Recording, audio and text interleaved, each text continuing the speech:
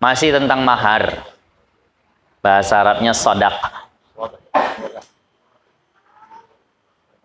Qala al-muallif rahimahullahu ta'ala. Dan wajib sekalian isi kahawin. Isi kahawin sama dengan mahar. Kemudian daripada sudah dukhul, kalau sudah terjadi hubungan badan, jikalau sekalipun, walaupun hanya sekali, maka wajiblah isi kawin sekaliannya. Ada orang menikah, sempat sudah malam pertama, baru sekali itu saja. Nah, ternyata paginya berantem, cerai. Adakah mahar wajib dibalikkan separuh? Itu tidak. Dengan sekali itu saja, maka 100% mahar sudah jadi milik si perempuan. Nah, dan jikalau dukhul itu haram sekalipun, walaupun dukhulnya itu, jima'nya itu, jima' yang haram, jangan dikira bahwasannya udah menikah kok ada pula hubungan badan yang haram. Nah, ada orang udah menikah tapi hubungan badannya haram. Contohnya apa? Seperti diwatikan istrinya di dalam ihramnya.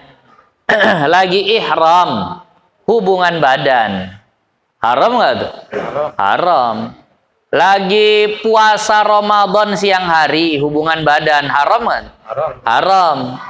Atau haidnya, atau menjima istri, melakukan hubungan badan dengan istri saat haid.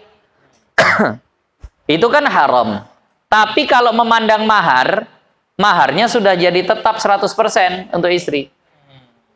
Jangan ketika bercerai, nah, balikkan maharku separuh, kata suami. Bang, kita kan udah sempat kumpul. Iya, tapi kumpulnya kan waktu kau haid, haram itu tak dihitung. Enggak, tetap dihitung. Enggak ada istilah balik mahar separuh. Nah, jadi atau ketika haidnya. Nah, ini diingat. Anak-anak muda, nah, menikah itu perlu ilmu. Nah, bukan cuma butuh duit, nah, butuh mau saja. Harus ada ilmunya. Jadi jangan ngerasa sudah halal dibuat segala macam, padahal ada aturan. Masih banyak orang yang tak paham yang seperti itu. Nah, orang udah istri kok bebas lah dari manapun ini segala macam. Oh, tidak. Ada aturan. Kalau seandainya ada orang yang menjima istrinya saat sedang haid, kalau dia menghalalkan, halal itu tak apa-apa. Nah, bukan karena jahilnya ya. Nah, karena ingkarnya, karena nentangnya. Paham, kalau dia jahil ya udahlah, tak dihukumi. Tapi ini udah disampaikan, ingkar, nentang. Halalnya itu perempuan itu. Kalau lagi haid dijima, kafir nih. Kenapa? Karena Al-Quran kan yang bilang. Ini udah disampaikan Al-Qurannya tetap nentang. Berarti kan memang nentang Allah, bukan karena jahilnya ya. Fa'tazilun nisa fil mahid. Tinggalkanlah, jauhi perempuan di masa haidnya. Maka kalau dia menghalalkan, kafir jadi. Nah, kalau ada yang tidak menghalalkan, tapi memang tak tahan, akhirnya tetap dilakukan, maka hukumnya berdosa besar. Hukumnya dosa besar. Kalau darah haidnya memang masih mengalir, masih di masa haid yang banyaknya, itu selain dia berdosa besar, dianjurkan bagi dia untuk sedekah 1 dinar. Nah, tapi sunnah, bukan wajib. Kenapa? Karena memandang mazhab Hambali mewajibkan. Mazhab Syafi'i ini itulah luar biasanya. Masih mempertimbangkan mazhab di luar mazhabnya. Nah, jadi kalau melakukan hubungan badan itu bayar denda 1 dinar anjurannya. 1 dinar, Masya Allah. 1 dinar itu kalau sekarang emas, itu kurang lebih 4 gram. Berapa? 2.800.000, hampir 3 juta. Itulah 1 dinar. Jadi dinar tuh Masya Allah mahal betul. Nah, berarti orang menopos sudah selamat, Ustaz ya? Ya, kalau menopos selamat dari sisi itu. Tapi kalau seandainya sudah berhenti darahnya, tapi belum mandi, lalu dilakukan hubungan badan, maka saat itu tetap berdosa. Tapi anjuran sedekahnya cuma setengah dinar saja. Agak lebih ringan lah. Kenapa? Karena memang masih haram. Memang dari perkara-perkara yang diharamkan bagi yang haid. Masih ingat, Bu? Yang haram bagi yang haid ada berapa? Oh Allah, ingat nih. Berapa, Bu? Nih kakak-kakak, kalau lagi haid berapa perkara yang diharamkan? Ada? Wah, lupa. Ada 10. Diingat aja, gampang ingat ya, 10. 10 perkara yang diharamkan bagi wanita yang sedang haid. Ini ingat, apal. Nah, kalau bisa min zohril qalbi, kalau bahasa kita di luar kepala. Kalau orang Arab bilangnya di luar dada, di luar hati. Nah, karena orang dulu belajarnya pakai hati. Jadi di luar hati kalau bisa ngapalnya. Kalau kita kan pakai kepala. Jadi di luar kepala. Tak masuk hati. Yang pertama itu yang diharamkan bagi wanita yang haid, sholat. Yang kedua, tawaf. Yang ketiga, menyentuh mushaf. Yang keempat, membawa mushaf. Yang kelima, membaca Al-Quran. Yang keenam, berdiam di masjid. Yang ketujuh, disentuh antara pusar sampai lutut. Yang kedelapan, puasa. Yang kesembilan, ditalak. Yang kesepuluh, bersuci dengan niat mengangkat hadas. Kecepatan, Bu, kita ulang kali. Dicatat, Bu, ya, makanya dicatat. Yang nggak bawa catatan diingat. 10 perkara yang diharamkan bagi wanita yang sedang haid. Pertama, sholat. Mau sholat fardu, sholat sunnah tak boleh. Yang kedua, tawaf. Mau tawaf fardu, tawaf sunnah tak boleh. Yang ketiga, menyentuh mushaf. Yang keempat, membawa mushaf. Mushaf, paham mushaf ya? Al-Quran. Yang kelima, membaca Al-Quran. Yang keenam, berdiam di masjid. Yang ketujuh, disentuh antara pusar sampai lutut. Yang kedelapan, ditalak. Yang kesembilan, puasa. Yang kesepuluh, bersuci dengan niat mengangkat hadas. Ini yang diharamkan. Nah, ketika sudah berhenti darahnya, lalu belum mandi, maka ada beberapa yang sudah halal. Ada beberapa yang sudah halal, ada yang masih tetap haram. Nah, tapi jangan bingung yang 10 tadi. Tapi tak ada dijima, Ustaz. Tapi tak ada berhubungan badan. Ya disentuh antara pusar sampai lutut itu udah jelas, Ustaz. Masa hubungan badan tak bersentuhan? Nah, kalau dia sudah berhenti darahnya tapi belum mandi, maka yang pertama yang boleh itu adalah puasa. Puasa itu sudah boleh kalau berhenti darahnya walaupun belum mandi.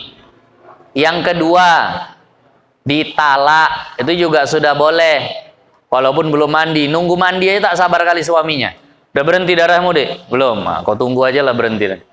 Udah berhenti? Udah, Bang, cuma belum mandi ya, tak usah pala mandi. Nah, yang udah geram betul. Udah boleh. Nah, yang ketiga, bersuci dengan niat mengangkat hadas, itu sudah boleh. Yang lainnya masih tetap haram kalau seandainya belum mandi wajib. Nah, jadi kalau istri haidnya sudah berhenti tapi belum mandi, tetap nggak boleh dijima, harus mandi dulu. Bahkan mohon maaf, di dalam kitab Umdatus Salik, kalau ada istri udah berhenti darah haidnya, disuruh mandilah, Dek. Udah kutahan 8 hari, disuruh mandi aja masih nanti lagi. Tak mau aku, Bang, begini begitu. Boleh suami yang memandikan. Nah, itu tadi. Boleh suami yang memandikan. Nah, itu tadi. Kalau seandainya tak mau mandi juga, nah, ambil selang, siram. Nah, tapi kalau istri yang salihah paham itu. Nah, kan mau sholat juga lagi, masa tak mandi? Berhenti darah belum mandi ada film di yang boleh ada melakukan hubungan. Tak pernah tahu saya khilafnya. Yang ada yang 3 tadi itu saja yang boleh. Lainnya Allah alam. Nah, dan dikehendaki dengan duhul itu, dan yang dimaksud dengan duhul itu wati. Nah, jikalau pada dubur sekalipun, bukan berarti boleh ya, haram. Jima dari dubur itu haram, tapi dari segi mewajibkan sepenuh mahar, dia sudah dihitung.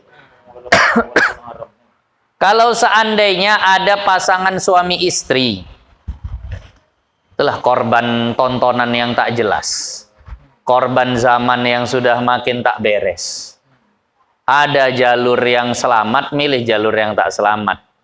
Dari situlah dilakukan hubungan badan.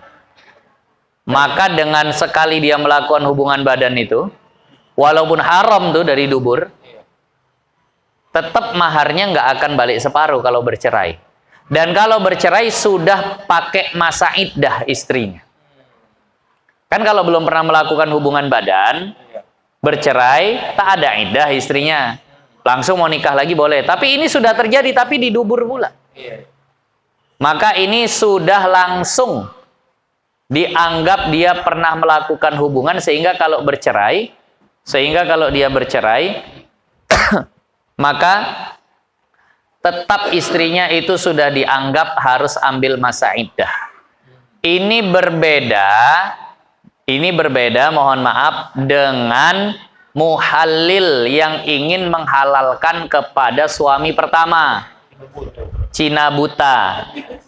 Talak 3. Habis talak 3, kuat kali pula hati nak balik. Kuat betul hati ingin balik lagi si suami istri ini. Tapi paham hukum takut. Paham hukum takut. Mana bisa kita balik bang? Udah 3 bang bilang semalam. Cemana lah? Ya haruslah diikuti syaratnya. Aku harus nikah dulu sama laki lain. Habis nikah itu aku dijima sama dia. Baru kemudian diceraikannya. Habis masa iddahku barulah aku bisa nikah sama abang lagi. Ya udahlah, Cina buta lah. Cina buta ini kalau disebut di akad haram. Tapi kalau tak disebut di akad, ulama katakan antara makruh sama haram. Iya. Karena yang mengatakan haram ini supaya hati-hati tak dipermainkan hukum nih. Gampang kali kan tidak Cina buta. Walaupun nanti akan muncul juga yang mengatakan makruh. Nah, kadang jadi joki, istilah joki ya. Joki muhallil gitu. Ayo yang mau balik lagi sama suami yang udah talak 3. Nah, silakan hubungi gitu. Ayo. Jadi bisnis pula. Itu yang seperti itu kan tak bagus betul lah. Nah, ya kalau memandang fikih kan asal nggak disebut di akad boleh saja. Iya, tapi daripada niatnya itu saja sudah didosai. Nah, seandainya si muhallil, mohon maaf, si muhallil yang hendak menghalalkan ini melakukan hubungan badan dengan istrinya tadi, dengan perempuan tadi, bukan dari kubul, tapi dari dubur, maka belum dianggap. Kalau untuk menghalalkan harus dari jalur yang benar. Tapi kalau untuk mahar dari dubur pun sudah 100% mahar. Tapi kalau mau halil harus dari kubul. Udah bang sekali hari itu. Cuma agak lain laki-laki gue nih. Dari belakang pula dia. Wah belum bisa deh kalau gitu. Nah, kalau seandainya seperti itu. Tapi kalau untuk mahar itu sudah bisa. Ini mohon maaf ya, ini hukum. Supaya jelas. Ini dikasih tahu sama anak-anaknya. Sekarang nih zaman udah melenceng. Ada jalur yang benar, dicari jalur yang salah. Mending jalurnya aja salah. Ini orangnya pun salah. Laki sama laki. Iya. Ya Allah. Orangnya pun salah. Ya Allah. Lihat tuh Piala Dunia semalam heboh gara-gara itu. Gara-gara LGBT. Ya Allah. Nonton juga bisa. Awak tonton juga. Ada kalau gitu tak usah tonton juga. Tim mana yang katanya mendukung, ada Jerman, ada Inggris, ada tonton juga. Nah, dan wajib pula sekalian isi kawin dengan mati salah seorang daripada laki istri, karena tetaplah mahar dengan mati seperti wati. Jadi di antara yang menyebabkan mahar penuh itu adalah juga kematian salah seorangnya. Masya Allah, nikah, duduk di pelaminan, bahagia betul melihat istrinya, saking senangnya kumat jantungnya, meninggal. Ya Allah. Kalau cerai belum sempat hubungan badan, berapa mahar? Separuh aja yang wajib dibayar. Tapi kalau mati belum sempat hubungan badan, penuh.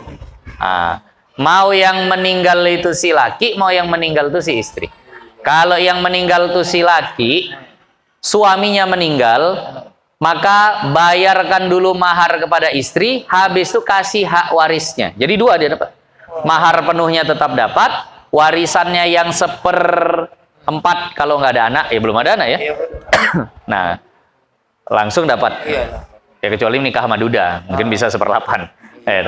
Nah, jadi kalau saya belum ada anak dapat 1/4. Jadi kasih dia dulu pertama maharnya yang 100% itu tak dikurangi, habis itu kasih hak warisnya lagi.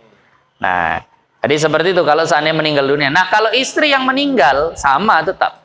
Tapi ini jadi hak warisnya si istri dikasih, habis itu si suami dapat lagi bagiannya dari yang dikasih tadi itu.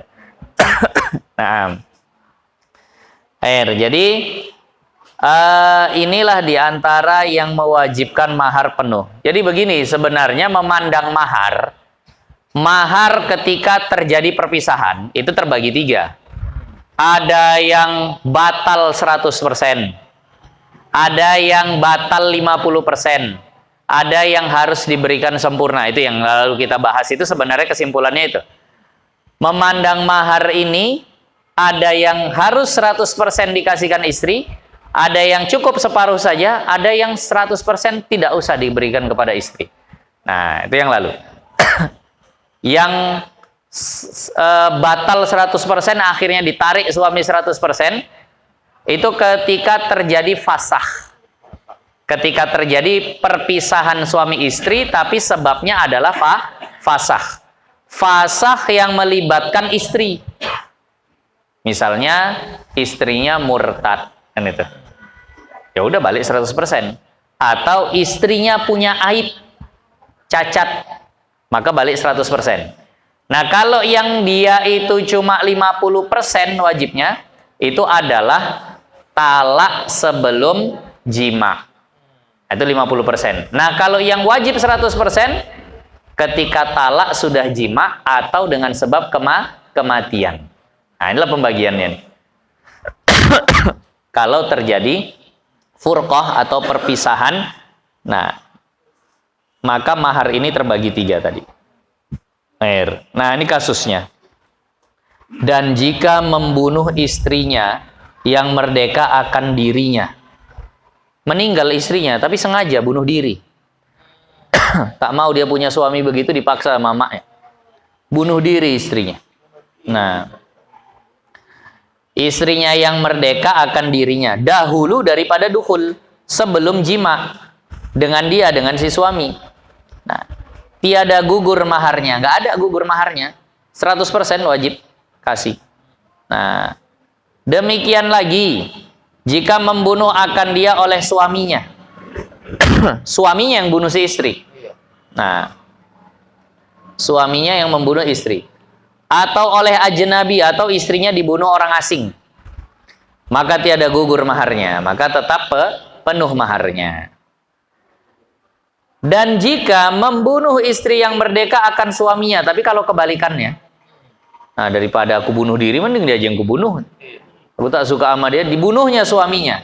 Dahulu daripada dukhul, sebelum jima, gugurlah maharnya. Nah, kalau ini gugur 100%.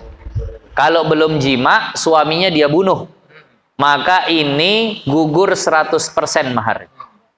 Nah, seperti barang yang dijazamkan dia oleh sahibul anwar. Nah, saya tak tahu siapa pemilik kitab Al-Anwar. Dan i'timadkan dia oleh Syekh Romli, dan ini yang diiktimadkan oleh Syekh Romli. Dan jika membunuh istrinya yang sahaya orang akan dirinya. Nah, kalau dia punya istri, istrinya ini budaknya orang, bunuh diri pula si budak nih. Yang istrinya tadi budak tuh bunuh dirinya. Atau membunuh penghulunya akan dia, atau tuannya yang membunuh si istri tadi itu, yang budak tadi itu. Dahulu daripada dukhul, maka gugur maharnya. Ini 100% gugur maharnya. Demikian lagi jikalau membunuh ia akan suaminya. Nah, istri yang budak tadi bunuh suami. Atau membunuh penghulunya akan suaminya. Atau si tuan membunuh suaminya. Nah, gugurlah maharnya. Maka gugur maharnya. Bersalahan jika membunuh suaminya akan dia. Kalau suaminya yang bunuh istrinya yang budak tadi, atau membunuh akan dia oleh ajnabi, atau si istri tadi dibunuh oleh orang asing, tiada gugur maharnya. Maka ini nggak gugur maharnya. Ini saya baca cepat karena udah jarang budak-budak nih. Tapi insya Allah bisa dipahami. Dan jika bersekutu suaminya dan penghulunya pada membunuh akan dia, suami sama tuan si budak ini bersekongkol, kerjasama membunuh akan dia, gugur sekalian maharnya pada Syekh Romli, dan gugur setengah maharnya juga pada Syekh Khatib. Nah, Syekh Romli biasa dalam kitab Nihayah, Syekh Khatib dalam kitab Mughni. Nah, ini masalah mahar. Nah, insya Allah beres. Banyak anak lajang ngaji nih. Ada, alhamdulillah. Ini yang lajang nih, kesempatan ngaji. Kalau masih lajang, masih gadis, ngajilah banyak-banyak. Nanti kalau udah berumah tangga payah. Nah, nak mengaji istri marah. Ngaji aja Bun Abang, tak kerja-kerja katanya. Kalau masih lajang siapa yang marahi? Tak ada. Nah, lagi pun ini bekal apalagi fikih munakahat. Ya buka kitabnya nih. Nah, sebelum menikah lah ini buka kitab. Nah, udah menikah banyak kali yang nak dibuka-buka, yang lain tak sempat buka kitab. Buka warung, nak jualan, buka dompet, udah tak sempat lagi terbuka kitab. Nah, pahami masalah mahar. Mahar ini bukan rukun nikah, tapi dia adalah pemberian yang wajib diberikan kepada istri. Nah, kalau tak disebut mahar dalam akad nikah, nikahnya sah. Tapi kalau terjadi perselisihan, tak bisa saksi menjadi pembela, penengah. Maka mau tak mau hakim akan jatuhkan mahar misil, itunya dia. Tapi kalau aman-aman ajanya pula ya nggak ada masalah walaupun tak disebut. Nah, jadi maka pahami mahar apa yang lalu, karena saya tengok ada beberapa anak lajang yang sebelumnya tak hadir. Mahar tuh pokoknya apapun yang berharga bisa dijadikan mahar. Kullu mutamawwalin. 500.000 boleh, 5.000 pun boleh, orang ada harganya. Tak mesti duit, benda pun boleh. Nah, dibelikan telekung, biasa yang populer sekarang seperangkat alat sholat, ya kan ada nilainya, sejadahnya, telekungnya, tasbihnya. Nah, maka ini boleh dijadikan mahar. Nah, tapi ingat kepada yang perempuan, yang gadis-gadis, kalau nanti nikah, ingat pesan baginda Nabi. Aksaruhunna barakatan, aisaruhunna mahran. Perempuan yang paling banyak berkahnya adalah yang paling mudah maharnya. Maka mudahkan, ringankanlah mahar supaya menjadi wanita yang penuh berkah. Tapi sebaik-baik laki-laki adalah yang mampu menghargai perempuan. Maka sudut pandangnya masing-masing. Perempuan jangan memahalkan, laki-laki berusaha menghargai dengan harga yang paling bagus. Maka inilah yang nanti kalau sama-sama diamalkan aman. Jangan nikah sebelum selesai belajar fikih munakahat. Jangan nikah sebelum selesai belajar fikih munakahat. Terlalu banyak hukum yang nanti akan menjadi masalah. Kalau seandainya belum selesai fikih munakahat kemudian nikah, yang udah selesai aja pun bermasalah. tambah entah apa masalahnya pun segala macam, apalagi tak menikah, apalagi tak mengaji tapi menikah. Insya Allah saya masih akan terus buat daurah fikih munakahat di bulan Ramadan, Jumat, Sabtu, Minggu selama bulan Ramadan, berarti 3 kali 4, 12 pertemuan selesai insya Allah, dari milih calon pasangan sampai hak asuh anak kalau terjadi perceraian. Itu bab terakhir tuh. Kalau dalam fikih pernikahan, hadonah, hak asuh anak itu menjadi penutup dalam kajian fikih munakahat. Jadi banyak betul. Sekarang orang sibuk. Nah, sidang hak asuh anak ini itu segala macam. Padahal di Islam udah ada. Nah, kalau kita udah ikut itu nggak sibuk lagi mesti ke pengadilan. Nah, jadi insya Allah dipahami. Nah, dilanjut nanggung. Faslun fil walimati, fasal tentang walimah. Ini akan datang lah insya Allah.